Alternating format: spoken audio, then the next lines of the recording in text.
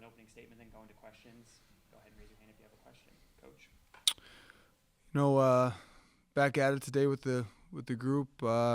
Had productive morning meetings, an opportunity to review film with our guys and learn from the Iowa opportunity and where we can continue to improve and get better. And then our guys will be back in the facility later this afternoon, this evening, as we dive full into Wisconsin prep. Got a group that is, really excited about what's still in front of it. Obviously very disappointed with the result of Saturday, but I think this group understands that if we continue to make improvements each and every day out of practice, and that continues to show up on Saturdays, this group's going to give itself a chance to win games each and every Saturday. So we have 3 guaranteed opportunities left. Those are opportunities that our team are really, really excited about. And this group cares deeply about one another, loves playing together, and is going to battle its tail off to ensure that we have opportunities to earn ourselves at least one more chance to play together moving forward. Coach, you talked this weekend about having your dad at Wrigley Field and what that meant to you and the emotions that came with that. What do you expect the dynamic to be like when you coach a game so close to your hometown in Wisconsin? Yeah, it'll be coaching Big Ten football and doing it with a group like we have here at Northwestern is always really special. Having my dad at the game this past Saturday was more a testament and a credit to him than anyone else. Not to get into details, he was dealing with some things this past week with his health. Didn't think he was going to be able to attend the game, and in a very patient and stubborn manner, worked with his doctor to ensure that he could get down to the game. So, that was an opportunity that I thought he was going to be able to join our family down there when he was able to. That was neat. That I was glad he was able to share in that. But I'm just really excited for this team to have an opportunity to go up to Madison. It's well documented that we haven't played our best football on the road up to this point this year, so it's an incredible challenge against a really good Wisconsin team in an incredible environment. Our guys are excited to get into prep this afternoon. Coach, we've talked a lot about this year about starting fast, but in some of these more recent games, this defense has had to really either stand on its head or other teams have been able to make comebacks late in the fourth quarter. We've talked a lot about starting. How do you have to close games? Yeah, it's with details. I mean, to be honest with you, it comes down to little procedural things. For me, I've evaluated every single decision that I made, in those closing moments of the game, and there's things that I can continue to improve on the details. A lot of times when you prepare for those field goal block situations at the end of the game, you're preparing for the ball to be on a hash or not directly in the middle of the field. You're looking to overload a side. You're looking to get to a max block. Going back on that, I need to do a better job of putting our guys in the proper alignments to get pressure where we need pressure. I mean, credit to Iowa's kicker. He put it right down the middle, and you go back and look at the film, and were our guys straining? Were they in a position to potentially affect the kick in some spots? But we didn't have them in the best situation. So, it comes down to all of us, but starting with me on just all the little details that are required to win in the Big Ten. Coach, you talked about the away games. Why do you feel like you all haven't had as much success away, but also does the preparation look different? This week will be unique. It won't be a plane trip. It'll be a bus trip, so it'll look a little different. Ideally, I think routine and rhythm is absolutely critical to any team, whether it be home or away. We'll certainly look to get our guys in rhythm and in routine, while also evaluating if there's some areas that we can continue to improve, especially on their game day prep, to make sure that our guys are ready to go. But at the end of the day, so much of it comes down to execution and really tuning out all the external environment that exists on the road. And Madison's certainly gonna pose a lot of challenges in that regard. But against a team like Wisconsin, really well coached, plays good defense, finds ways to stress you on offense. It'll be critical that we start fast, and I'm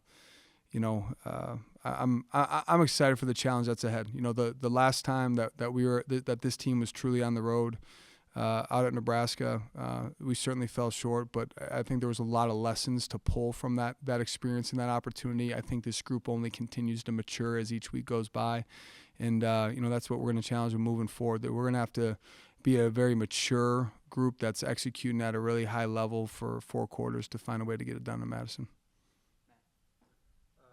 Coach, there was a report of a Big Ten coaches meeting with the commissioner regarding Michigan. Did you take part of that, and what is your role in those conversations as an interim? Yeah, no, I'm involved in all those conversations. I won't share the content of those conversations, but no, I was on that call, Matt. And do you have any thoughts on the allegations to Michigan? Do you have anything you would see as an appropriate punishment? That's not in my lane. I will say that Commissioner Petitti has been an incredible leader and an incredible support system for me going through this transition, and fully trust that him and the rest of the Big Ten office will will take proper steps to make sure that they're moving the conference forward in the appropriate manner.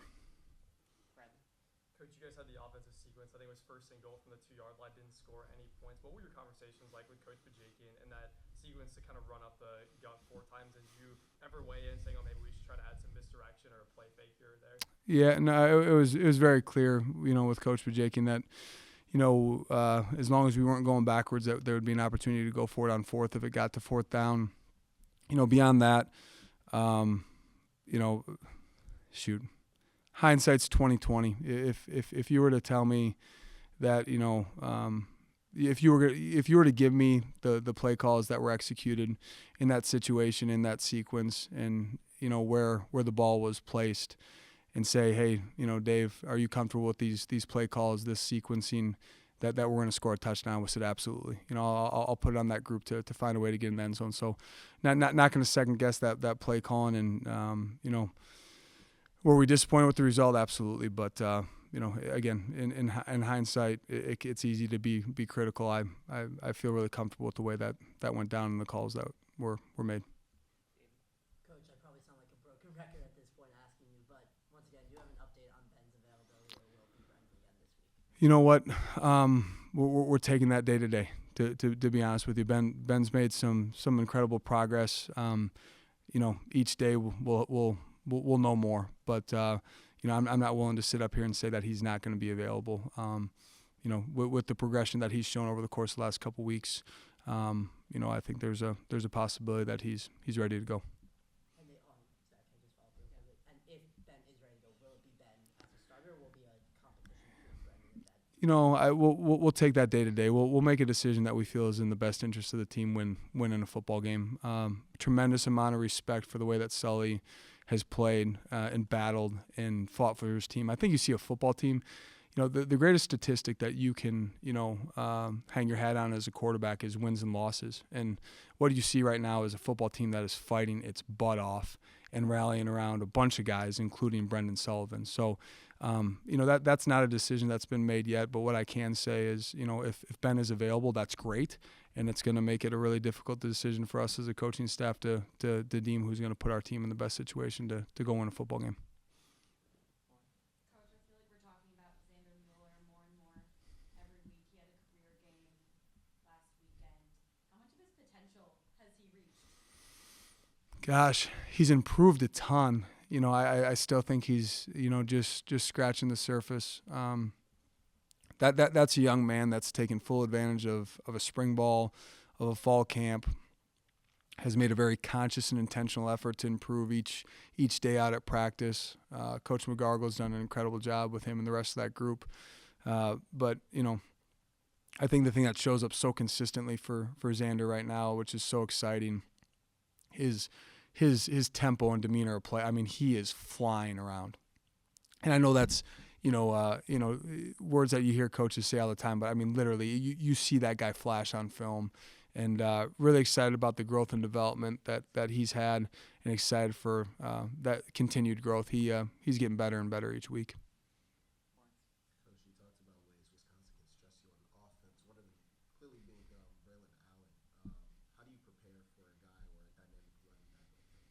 it starts off with some really good tackle circuit work and making sure that we're keeping our eyes up, getting our near foot on the ground, running our feet through contact. He's a talented back, big back, really good stiff arm.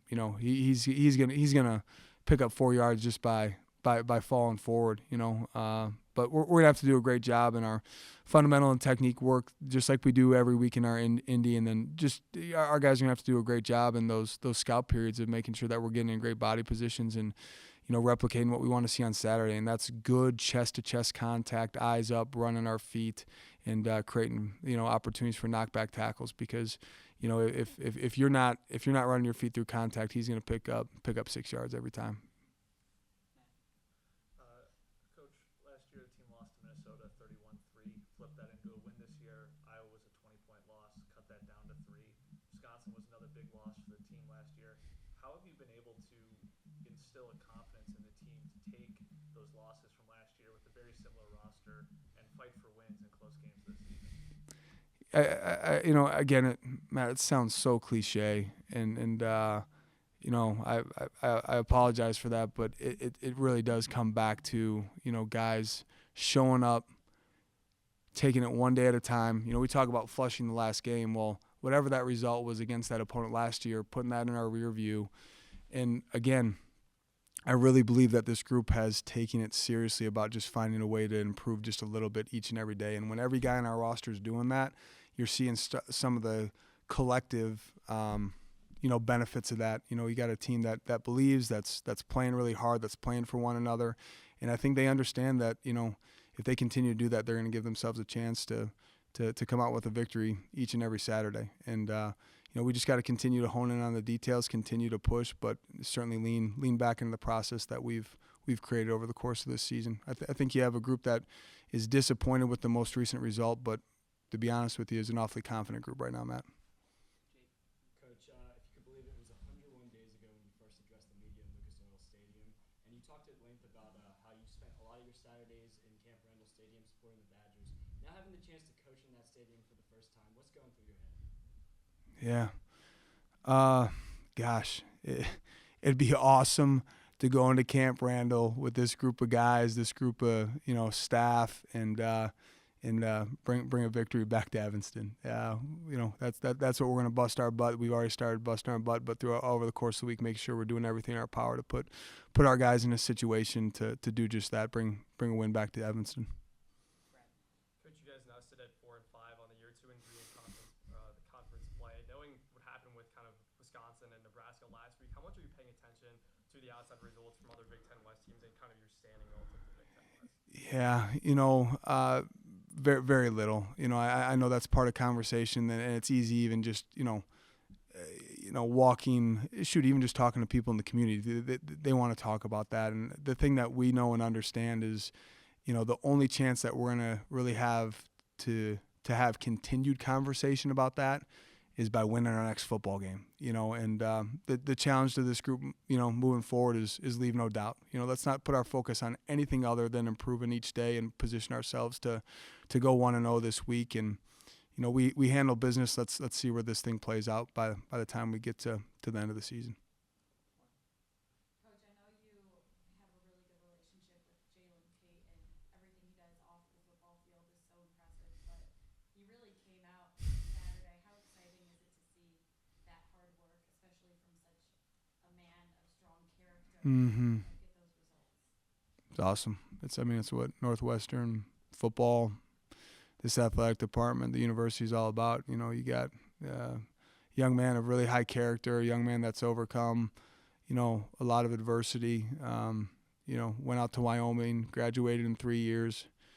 Another young man that we recruited heavily at North Dakota State, spent a lot of time with Jalen on his official visit when he was at North Dakota State, and got to know him not just as a football player but as a man, and some of the things that he's really passionate about in terms of serving, serving those that are in need of service. And to see him put the same efforts into some of his outside interests and things that he wants to do long term, while also putting an incredible amount of intention and effort into becoming the best football player that he can be. He's turned himself into a pretty darn good Big Ten defensive end, and really excited about what's ahead of him here the next few weeks. Coach, you might be one of the first coaches in Northwestern history to take the job and get warmer. It's 38 in Fargo today. I know y'all played in a dome up there, but you going to miss that for some of the November games? And is there any benefit to getting some warm weather practices that you maybe didn't expect here? Oh, goodness. You know what? I'll tell you what. There's no doubt when our playoff runs up in Fargo, finding ways to be playing in late December and still playing in a 72-degree climate-controlled dome. There was no complaints on Saturdays about that. That's for sure. What I will tell you is, Big Ten football is played outdoors. We know we're going to have to deal with the elements in different ways each and every week. And, we're certainly conscious of what we're going to be dealing with on Saturday. But as many times as we can over the course of the next few weeks, if there's opportunities for us to be outside and just get in tune and comfortable with elements, that's something that we're going to do. Because, for us to win in November, it's a different brand of football sometimes. Throwing the football is not always going to be advantageous, when you're dealing with wind and precipitation and cold. And to our guys' credit, they've really embraced that, and we'll certainly take advantage of that here this week as well. Coach, much like you guys, Wisconsin's also dealing with a few injuries at the quarterback position. Tanner Mordecai may be back this week. How much did you prepare for him, not knowing whether he's going to play, compared to Braun, who's been their starter for the past few weeks? Yeah, I think you got to prepare like you're going to see Tanner and understand that both quarterbacks are very capable of playing winning football. But no, we'll certainly be mindful and be prepared for both quarterbacks. Tanner certainly brings, a level of scramble ability and +1 quarterback run game that makes you uneasy at times. Coach, Northwestern men's basketball starts its season tonight. Kind of a two-parter for you. Number one, how much do you think you'll be able to attend some of the games? And number two, what do conversations look like between you and Coach Collins? Kind of similar trajectories of programs that have defied expectations a lot in the last year. Coach Collins has been very supportive, wealth of wisdom just in terms of his time. Being a head coach at this university and understanding, ways that we can recruit at a really high level, understanding what Northwestern has to offer for the student-athlete experience. Really excited to continue to support him and his team. Really enjoyed being over at Welsh Ryan Arena multiple times last year during that incredible run, and plan on supporting as much as I possibly can. I know Lucas and Andrew Braun get awfully fired up to be at Wildcat football games, and are looking forward to being a huge part of basketball games this winter. Unfortunately, we had some things going on at the house a couple weeks ago, but they were planning on a couple Thursdays ago coming out and watching women's field hockey and the incredible season that they've had. I'll tell you what, Big Ten Network, I don't know what their ratings look like, but the Braun boys are helping those ratings wherever they're at. I mean, if the Wildcats are on, it doesn't matter what sport it is. They're tuned in. They're cheering their butts off.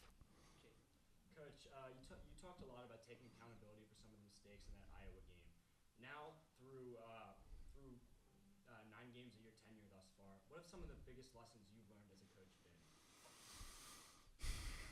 It's all about your people. It's all about creating genuine relationships with players, with staff, with coaches.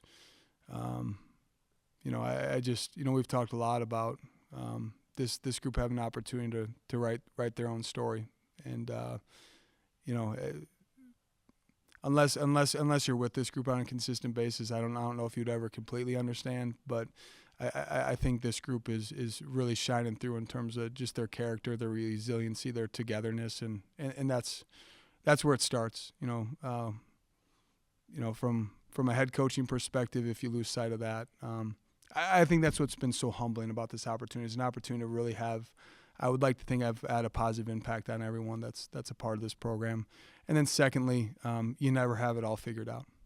You never have it all figured out. You just show up each day doing your best, continuing to have a mentality of humility and growth and a willingness to listen and take, input and constructive criticism and, learn from those that are around you, whether that be guys in our defensive staff room, our offensive staff room, Coach Holtz, Alex Knizy, our director of football operations. I mean, there's so much to continue to learn and grow in. But at the end of the day, the decisions we've made has been putting our student athletes at the forefront of those decisions.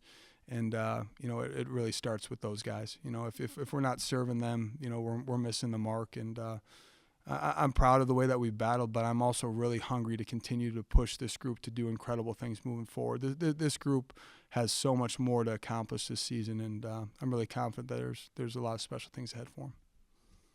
Couple more, Matt.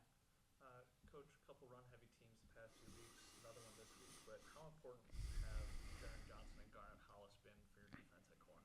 No, absolutely critical. If you're not playing at a high level at the corner position, it doesn't matter. And that's not just in the pass game. I mean, that's an upside run game, and a corner being a primary fitter, as well as teams spreading you out and defending deep balls like you saw Theron do such a good job of on that play action pass, with his interception on Saturday. But credit to those two, a credit to the depth in the room.